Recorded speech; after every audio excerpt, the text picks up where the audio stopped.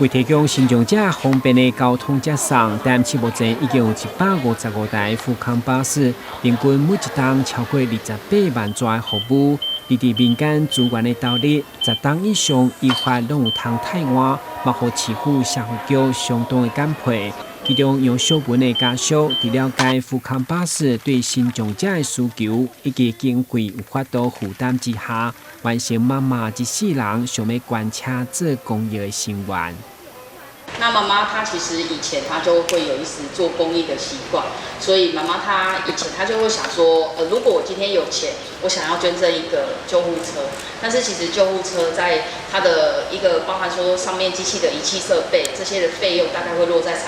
万，那一般家庭其实很难负担得了，所以那时候我就跟妈妈提议说，妈妈我们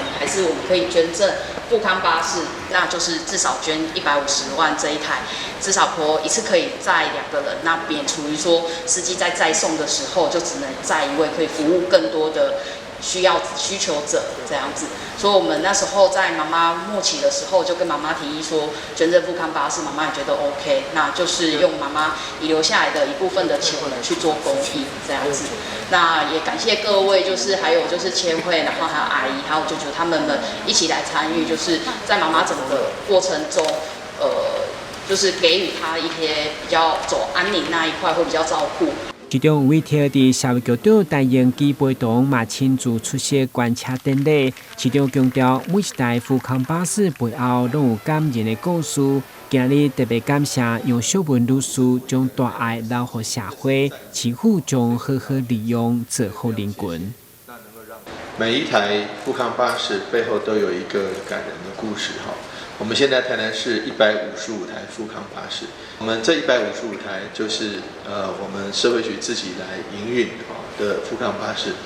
富康巴士总共服务了我们总共服务了20万3270趟，总共服务过37万1442人，含陪同者。